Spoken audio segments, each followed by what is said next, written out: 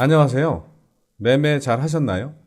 오늘도 어제처럼 코스피는 좋지 않고 코스닥은 괜찮았죠. 세력들이 어느 정도 키 맞추기를 하는지 계속 지켜봐야 될 것 같아요. 구독, 좋아요, 알림 설정을 잘 해놓으시면 마법 같은 행운이 찾아올 수도 있습니다.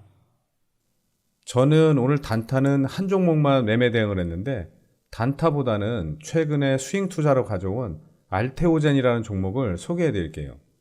주식 오래 해보신 분들은 잘 아시는 종목일 텐데 2014년에 기술 특례로 상장했는데 바이오 베터 사업을 하는 회사예요. 우리가 보통 복제약을 만드는 걸 바이오 시밀러라고 하고요. 바이오 베터는 바이오 시밀러에 새 기술을 적용해서 오리지널 바이오 의약품의 약효와 부작용을 개선한 의약품이에요.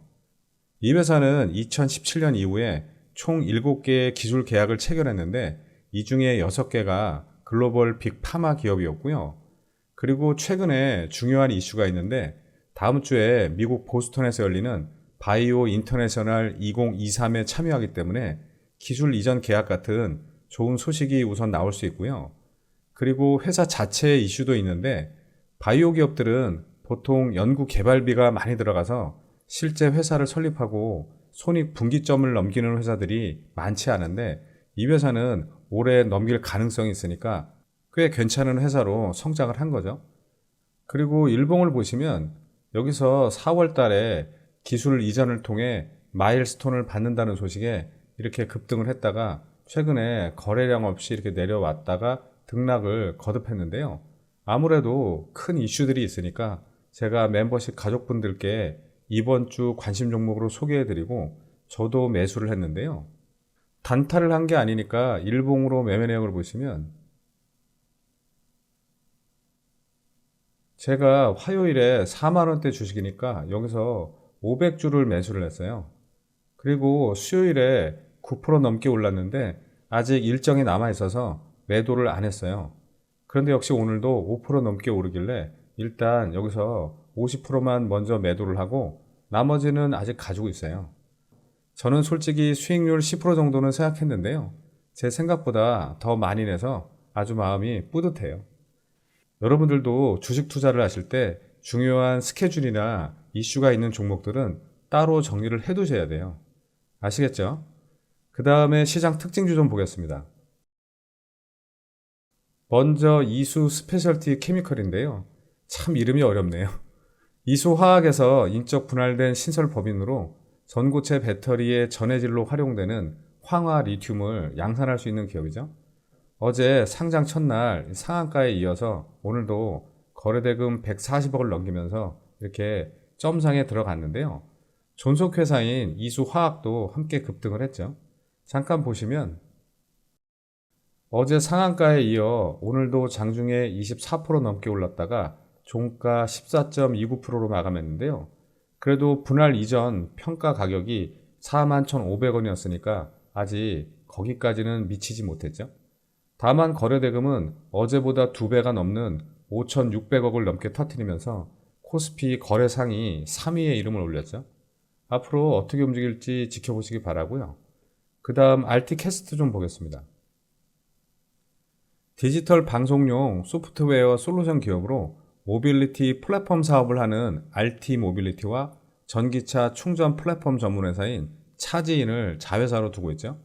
특히 차지인은 전 세계에서 유일하게 과금형 콘센트, 완속 급속 충전기 등 3가지의 충전 장치를 전력 IoT에 연동해서 통합 제어할 수 있는 기술력을 보유한 기업인데요. 오늘 특별한 이유 없이 상한가에 갔는데 아무래도 전기차 무선 충전기 허가제 폐지 소식에 영향을 받은 것으로 보이죠. 언론에 따르면 지금까지는 전기차와 전동 킥보드를 위한 무선 충전기를 설치할 때마다 정부 허가를 받아야 됐지만 이르면 7월부터는 한 번만 인증받으면 동일한 충전기를 자유롭게 설치할 수 있게 된다고 하죠. 복잡한 허가 절차가 사라지면 인프라 확산에 속도가 붙을 거고 그럼 상용화도 더 빨리 앞당겨지겠죠. 제가 지난 교육 영상에서 전기차 충전 관련해서 간단히 설명을 드렸으니까 좀 더 공부해 보시기 바라고요.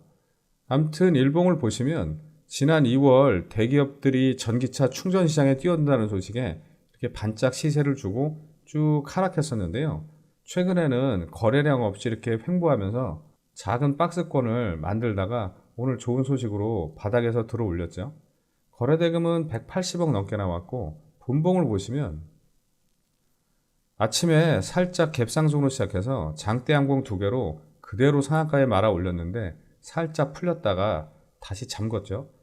그랬다가 오후에 또 다시 조금 풀렸다가 바로 잠갔는데요.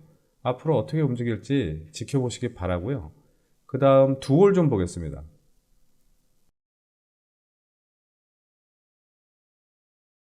자동차용 원단, 에어백, 쿠션 등을 제조하는 40년의 업력을 가진 자동차 내장재 전문 기업으로 주로 현대차 그룹에 납품하고 있죠.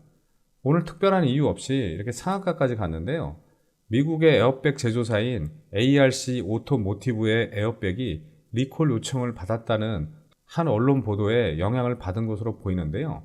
기사에 따르면 대규모 리콜을 받은 이 에어백이 기아차 약 400만 대에 장착된 것으로 알려졌고 현대 기아차를 주 고객사로 두고 있는 두올이 반사 수혜를 입을 거라는 기대감인 거죠.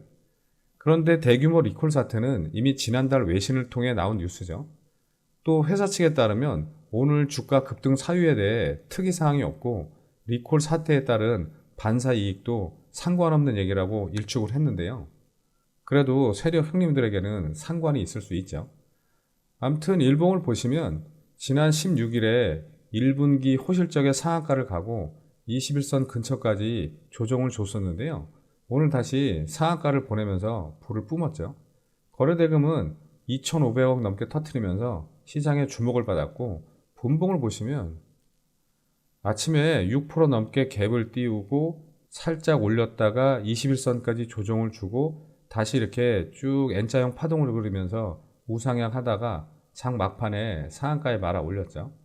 앞으로 어떻게 움직일지 지켜보시기 바라고요. 그 다음 나무기술 좀 보겠습니다. 소프트웨어 전문 기업으로 최근 엔비디아 관련주가 잇따라 주목받고 있는 가운데 나무기술 역시 미국 엔비디아 관련주로 거론되면서 오늘 이렇게 상한가까지 갔는데요. 지난 3월 글로벌 1위 서비스형 플랫폼 기업인 레드햇과 공동으로 출시한 인공지능 플랫폼을 엔비디아가 도입하기로 하면서 관련주로 엮였죠. 일봉을 보시면 올해 초에 AI 열풍으로 이렇게 시세를 크게 준 이후에 거래량 없이 이렇게 쭉 흘러내렸는데요. 오늘 엔비디아 훈풍에 뒤늦게 영향을 받으면서 바닥에서 들어 올렸죠. 거래대금은 1,900억 넘게 나왔고 분봉을 보시면 아침에 보합에서 시작해서 살짝 내려왔다가 갑자기 들어 올려서 이렇게 상한가에 말아 올렸는데 중간에 풀려서 121선까지 조정을 주고 다시 야금야금 올려서 장 막판에 상한가에 들어갔죠. 앞으로 어떻게 움직일지 지켜보시기 바라고요. 그 다음 우리 시장 좀 보겠습니다. 미 증시가 고물가 압박에 하락 마감했는데요. 우리 시장은 냉탕과 온탕을 오갔죠. 코스피는 개파락으로 시작해서 기관이 매도 물량을 쏟아내면서 2,569포인트로 마감했고 코스닥은 개파락으로 시작했지만 외국인의 매수세에 863포인트로 마감했죠. 오늘 마지막으로 드리고 싶은 말씀은 제가 요즘은 단타를 많이 하지 않아서 스윙 투자 또는 장기 투자하는 종목들을 가끔 소개해 드리고 있는데요.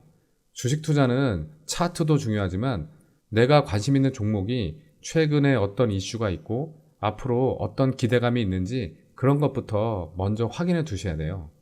기업들도 스케줄이 있고 세력들도 그 스케줄에 맞춰 매수 매도를 하기 때문에 미리 알고 있어야 되는 거죠. 제가 늘 강조해서 말씀드리지만 주식 투자는 차트보다 이슈가 우선이에요. 아시겠죠? 자, 그럼 오늘은 여기까지 하고 차트만큼 스케줄과 이슈에 대해서도 미리 공부하실 분들만 다음 영상에서 뵙겠습니다. 감사합니다.